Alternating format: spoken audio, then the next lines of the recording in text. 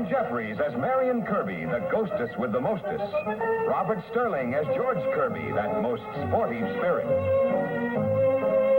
And Leo G. Carroll, host to said ghosts, as Topper.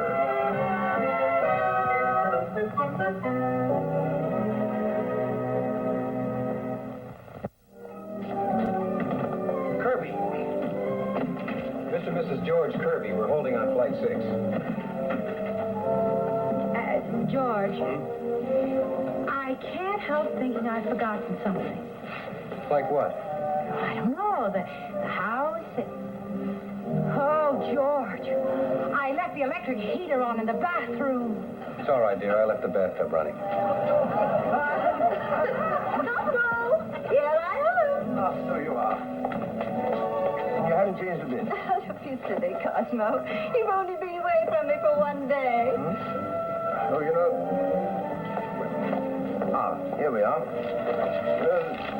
That was actually 25 cents thrown down the drain, Henrietta. I didn't need that flight insurance policy after all. But, Cosmo, even if the plane had crashed, it wouldn't have done you a bit of good. Well, that's putting it mildly. I mean, what good is it for you to carry the policy? You should have nailed it to me before you took off. Well, a man can't think of everything, my dear.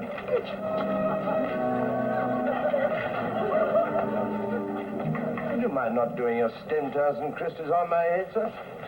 I'm terribly sorry. Oh, you must forgive my husband. He's rather backward. You must forgive my wife. She's rather forward. Let's go, Cosmo.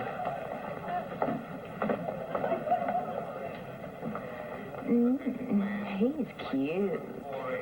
Stop enjoying yourself. This is my vacation. Cosmo, Yes, dear? do you know who that was? No, dear. Should I?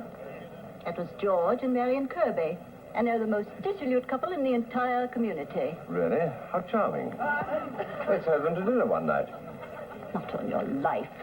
You mock my words, Cosmo. Those two will come to a sorry end. Probably. I expect they'll have a lot of fun getting there.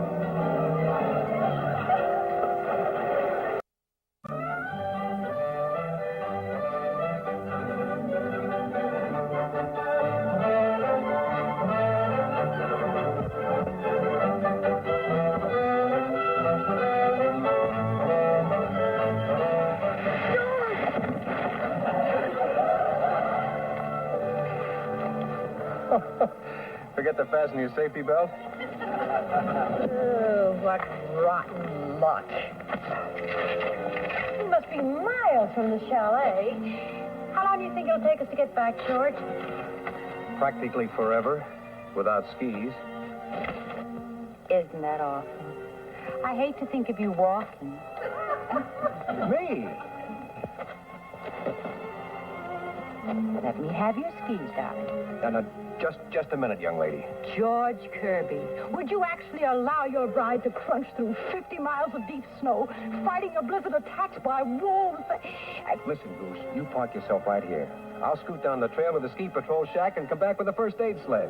Don't you dare leave me. But, darling, I can make it to the shack in 20 minutes. George Kerby, do you see that sign? Well, what about it? Well, suppose I get caught in the avalanche. There isn't going to be an avalanche.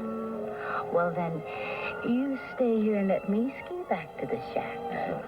Darling, we're just wasting time.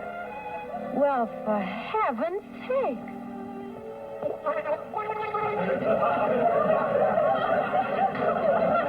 Dog is drunk. He's stiff as a goat. That's the first time I've seen a St. Bernard who couldn't carry his liquor.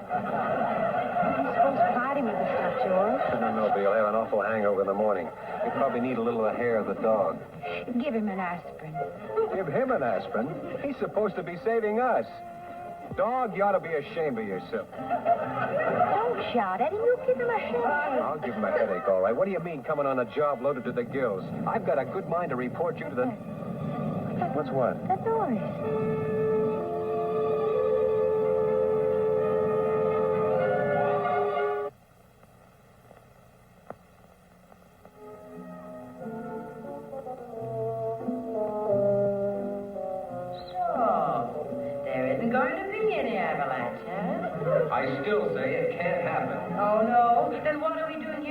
300 tons of snow. I don't know what we're doing. Let's try and get out of here.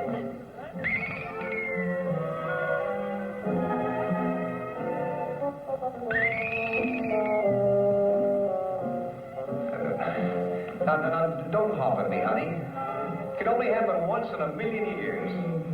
Well, anyway, we got back, didn't we? We got back, all right. Take a look at yourself. Oh, what's the matter? If anyone ever wondered what I saw in you, they'd sure find out now. Brother, you're the emptiest man in town. Oh, you're pretty holly yourself, Chicky. Now, look, George, I'm not going to stay here like this. It's embarrassing. I feel undressed. Well, go ahead. Get solid, Jackson. Well, I'll give it a twirl anyway. Hey, wait a minute. You're squeezing the wrong way. Whoops. Well, anything you can do, I can do better. It works. Yeah, but who knows for how long? What a crummy deal. An avalanche yet. Shouldn't happen to a dog. Well, it did. I wonder where Neil is now. Oh, I suppose he's Where's who? Neil, the dog, the St. Bernard, Neil. How'd you know his name was Neil? Because that's what I named him. Well, may I ask why you named this hulky, whiskey-sodden beast Neil? Well, I was sitting there just thinking how much that silly dog looks like your cousin Neil. That's reasonable enough. I suppose he's buried under tons of the stuff just like we are. Here, Neil. Here, boy. Here, Neil. You see? He knows his name. He doesn't know what time it is. You big lush. Well, no use hanging around here anymore. What's going to happen to us, George? Darling, it's already happened. What are we going to do? What can we do? We're dead, aren't we? I guess so. Well, come on, let's live it up a little. Let's go see how the live people live.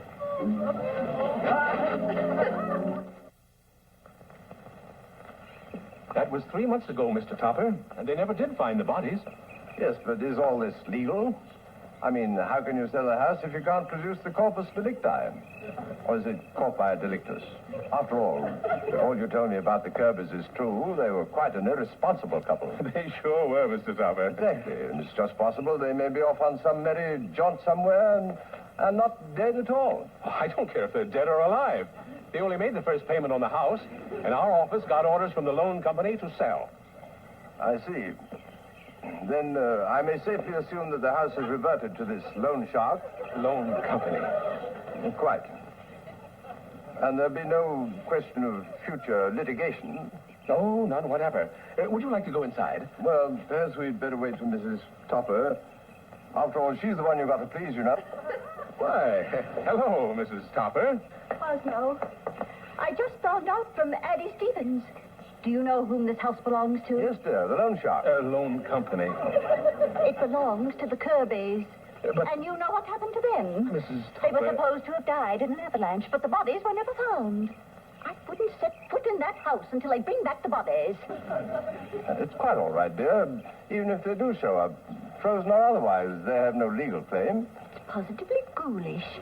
I wouldn't set foot in the house. Oh, but Henriette... Don't argue, Cosmo. I wouldn't go in that house, not even if you dragged me. I wasn't planning to. Look, Mrs. Topper. Never. I'd just as soon live with a skeleton. Now, please, let's not get personal. Very well, Cosmo, if you insist. But I'm not going to take it. Well, looks rather homey, don't you think, dear? You mustn't judge by appearances, Cosmo. I wouldn't think of it. I wonder how large this room is. Large? Would you like me to face it? Will you, dear? Certainly. Nothing like a good brisk walk to tune you up. That's what I always say. 1, 2, 3, 4. While you're doing 5, that, Mr. Moulton can show me the rest of the house. 6, 7, 8, 9, 10, 12. 13, 15. 16. Who said that? Who said what? 16. You did. I said 15. Cheer up. George can only count to 20. Oh, stop it, will you? Stop what? Stop hiding. Where are you? Where are you? Ah, you're cold. Still cold. Getting warmer. See anybody? Of course you don't. We're invisible. I don't believe it. Who did that? I did. Now you believe it? No. Yes. Well, make up your mind. What? This is impossible. This is impossible. You're repeating yourself. Maybe he has a limited vocabulary. I don't feel well. That's no reason to sit on my wife's lap. It's all right. I rather like it. Oh. Oh, isn't that fun? He does bird imitation. Just one more Cosmo. I need a drink. Now you're making sense.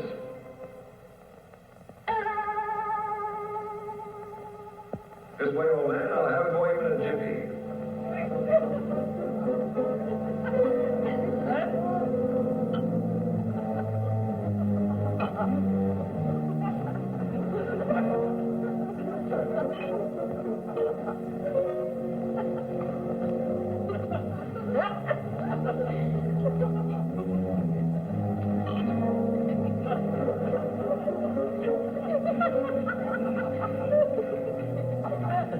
Here's your drink. Careful. That's good stuff. Yes, but I can't see you. Shall we materialize? I suppose we might as well. How's that? Very nice.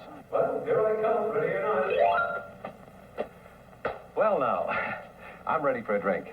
Materializing always does wear me out. Would you mind telling me just who you are? Oh, haven't we introduced ourselves? Oh, what a shame. I'm Marion Kerby, and that oaf at the bar is my husband, George. Oh, how do you do? How do you do? The Kerbys? But you can't be the Kerbys. We can, too. But the Kerbys are dead. You said it. Dead as doornails. Oh, would you mind, old man? Thank you. Darling? Cheers. Cheers. You know, you must forgive me for being a bit nervous, but I've never met any ghosts before. Don't mention it. We haven't met any alive people in quite some time either. Not since the accident. Do you mind telling me exactly what happened? Not at all. A couple of months ago. A couple of months ago, it was our 5th anniversary. Congratulations. Not mention it. We went skiing and ran smack into an avalanche. Neil, too. Neil? Who's Neil? That's Neil. You know, Henrietta was afraid this house was haunted. Hey, you take a pout. She's not psychic, is she? I never thought so before. We don't like psychic people. They're so pushy, always trying to meet us when we don't want to meet them. How do you remember the medium that tried to get us to materialize when we were both taking showers? Served it right if we had. Oh, thank you, old man. It's Henrietta. There you go, being scared of her again. I'm not scared. I don't want her to be scared. She may not quite understand about you. Well, that's simple. And look, if we should happen to materialize when anybody else is around, remember, nobody can see us but you. Cosmo, why didn't you answer me? Cosmo, what's the matter? You look as though you'd see a ghost. I told you she was psychic. What's that? I was just breathing, dear. You're acting very strange, Cosmo. Who are you talking to down here? No one. I distinctly heard you talking to someone. Me too. Well, you must have heard the neighbors. It's that noisy. We certainly aren't going to take the house. Oh, not a bit noisy. The neighbors around here never talk above a whisper. Cosmo! Where did you get that drink? Drink, of course. At the bar. What bar? Over there. I don't see any bar. How did you do that? How'd I do what? That. Make that wall go up. What wall? I could have sworn. Cosmo, Cosmo, I told you there was something strange about this house. I think so, too. Perhaps we'd better look elsewhere, Henrietta. Coward. Nothing of the kind. I was just being sensible. But I didn't disagree with you, Cosmo. Folks, I think we're a little edgy on account of the former tenants. Former tenants. That's a hot one. Besides, it's too expensive. Why, I haven't even quoted a price. He's got you there, sweetie. Is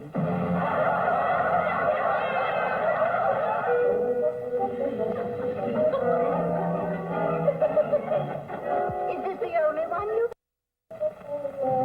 Henrietta, come along, darling. Don't dawdle. We're not going to take it. Wait a minute, Mr. Topper. How do you know it's too expensive? How large is this room? Cosmo, don't tell me you haven't measured it.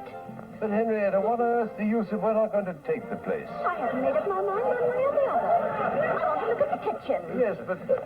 The kitchen is this way, Mrs. Topper.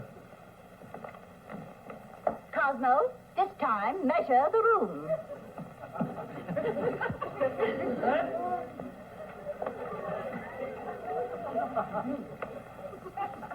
One.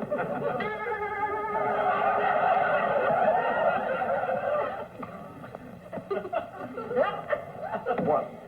Two.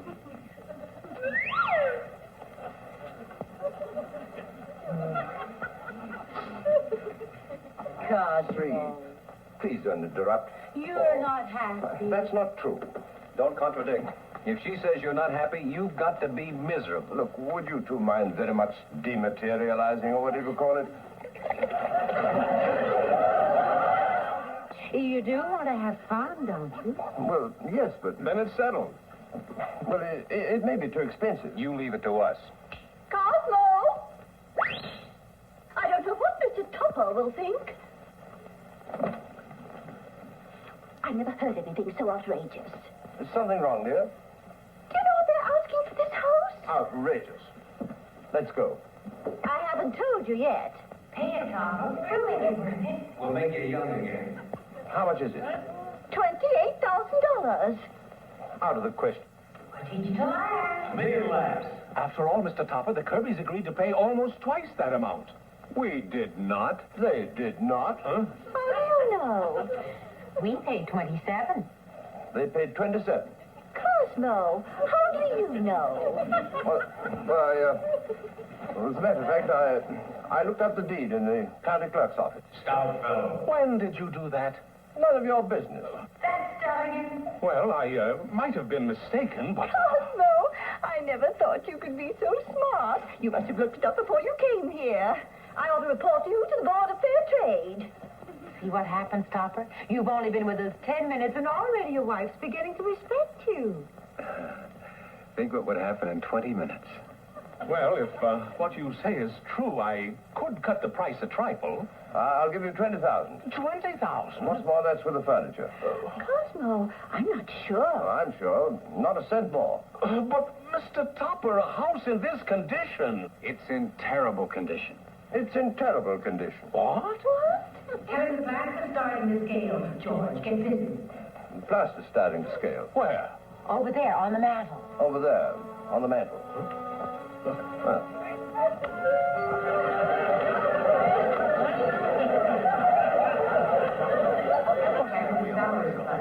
George, get the hose.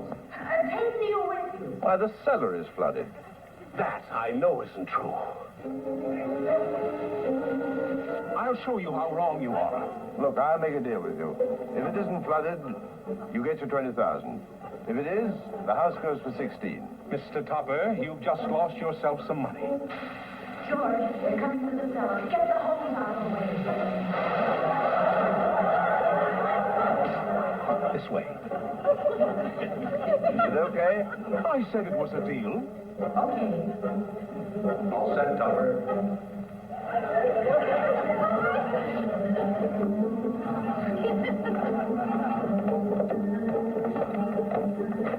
I bet you it's as dry as Kansas.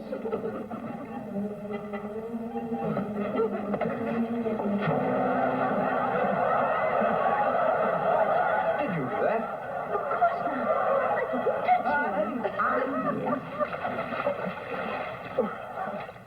So sold for $16,000.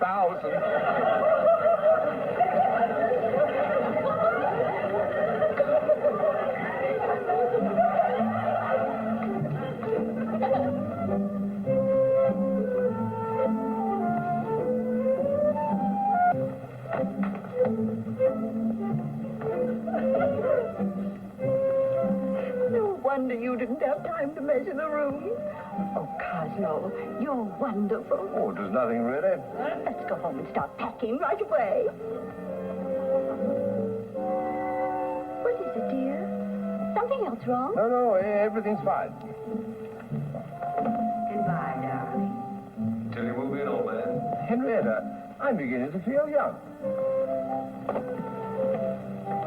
Why, Cosmo, you are beginning to feel young.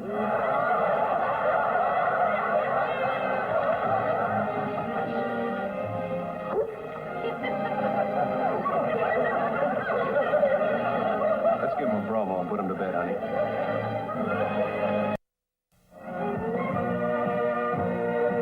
A John W. Lupton, Bernard L. Schubert production. Produced by John W. Lupton. Starring Ann Jeffries, Robert Sterling, and Leo G. Carroll.